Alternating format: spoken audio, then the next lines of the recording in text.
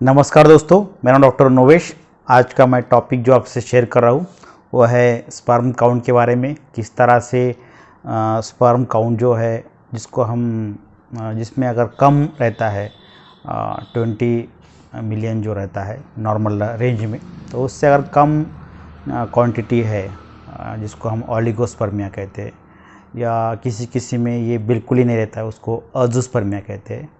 तो उसमें हम क्या कर सकते हैं, क्या इसमें कुछ संभव है इलाज करना या इलाज होना, तो उसके बारे में मैं स्पर्म काउंट कैसा इंक्रीज़ करना है उसके बारे में, क्योंकि इससे फिर इनफर्टिलिटी होती है, बच्चा ना होना, जिसको हम प्रेगनेंसी नहीं रह पाती है अगर स्पर्म काउंट कम है। तो इसमें हम क्या है, तो पहले हम तो जानेंगे कि इसके क्या किस कारण से ये स्पर्म काउंट कम रहता है, इसके बारे में पहले जानेंगे।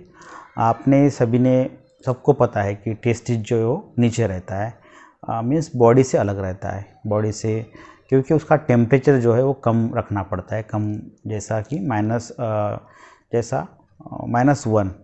जो 98.6 हमारा जो बॉडी टेम्परेचर है डिग्री फ़ारेनहाइट वाला, उससे 1 डिग्री जो है वो कम रखना है, क्योंकि तभी उसमें जो स्पर्मेटोजेनेसिस जो है वो प्रोसेस हो पाएगी।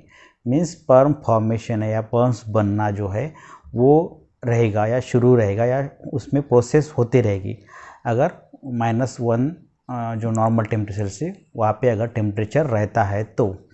और इसी कारण से ये टेस्टिस जो है हमारे बॉडी से नीचे में है, अलग से है।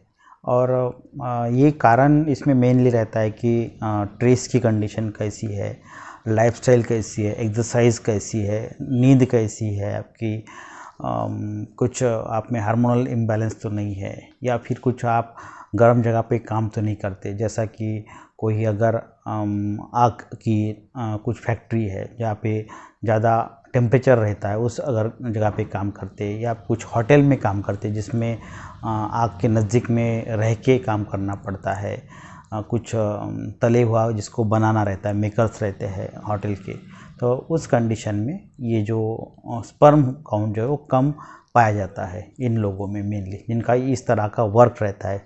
तो इनको वर्क थोड़ा शिफ्ट करना है कुछ दिनों के लिए या कुछ महीनों के लिए। तो जब प्रेगनेंसी रह जाती है फिर से आप उस वर्क में जा सकते हैं बाद में, लेकिन जब आप इसकी ट्रीटमेंट ले रहे हैं तो आपको ये वर्क स्किप करना है कुछ महीनों के लिए।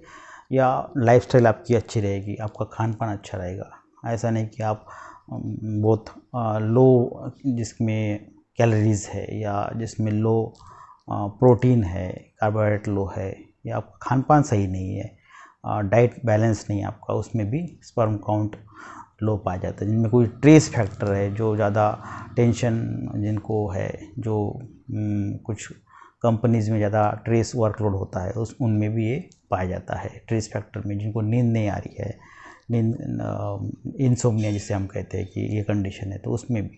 तो ये सभी जो कंडीशन है उसको आपको देखना पड़ेगा कि ये सभी चीज़ें आप में हो रही है या नहीं हो रही है। अगर हो रही है तो आप इसको तुरंत अवॉइड करें। और फिर आपको ट्रीटमेंट में अगर जाते हैं तो इसमें शमन शोधन दोनों चिकित्सा हम रिकमेंड करते हैं। शोधन है, पंचकर्मा है, इसमें बस्ती अच्छा कार्य करती है। बस्तांड या क्षीरपाक विधि से उसको बनाया हुआ बस्ती जो है, इसको बस्ती देते हैं। एनिमा, मेडिकेटेड एनिमा कहेंगे हम सादे सिंपल भाषा में। या फिर निरुवनवासन बस्ती का कॉम्बिनेशन इसमें चलाते, कर्म कालयोग बस्ती चलाते।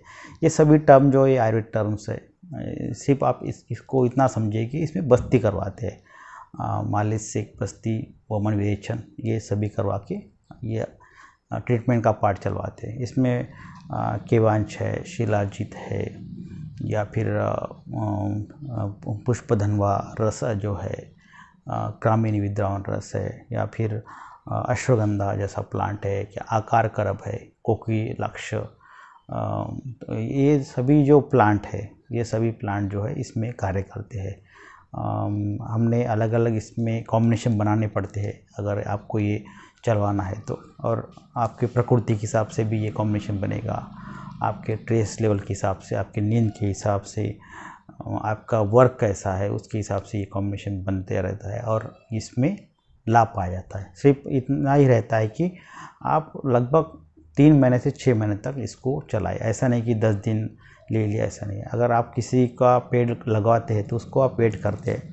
जैसा कि एक सादा सिंपल उदाहरण मैं दे रहा हूँ, अगर आप गेहूँ को बोया है आपने तो तुरंत अगले दिन में गेहूँ नहीं आएगा। उस बोए वाले जो भी बीज है वो प्लांट बनेगा तो कुछ महीने उसको देने पड़ेंगे, 2 महीने, कुछ 60 दिन, 65-70 दिन देने पड़ेंगे। सोयाबीन जैसा है तो उसमें भी 3 महीना देना पड़ता है। तो हर एक चीज़ के लिए उसी तरह से स्पर्म को बनने के लिए आपको लगभग 80 डेज़ के ऊपर देना पड़ता है। 84 डेज़ उसको लगते हैं स्पर्म को फॉर्मेशन में और वो कंप्लीट होने में, बनने के लिए। जो स्पर्मेटोजेनेसिस की जो प्रक्रिया है छोटे से लेके तो स्पर्म बनने तक की, तो उसमें 84 डेज़ के ऊपर लगता है। तो आपको वो सही से पता रहे, इसीलिए ट्रीटमेंट जो चलेगी 3 से 6 महीने चलेगी और कंटिन्यू ट्रीटमेंट चलेगी। शोधन शमन दोनों भी चलेगा। इसमें शिरोधारा का भी हम किसी में उपयोग लाते हैं या फिर नस से भी इसमें उपयोग में लाते हैं। तो अलग अलग ट्रीटमेंट है। आपको इस तरह का कोई अगर लगता है कि परेशानी है तो आप अपने नज़दीक के फिजिशियन के पास जाके आप ट्रीटमेंट करवा लीजिए।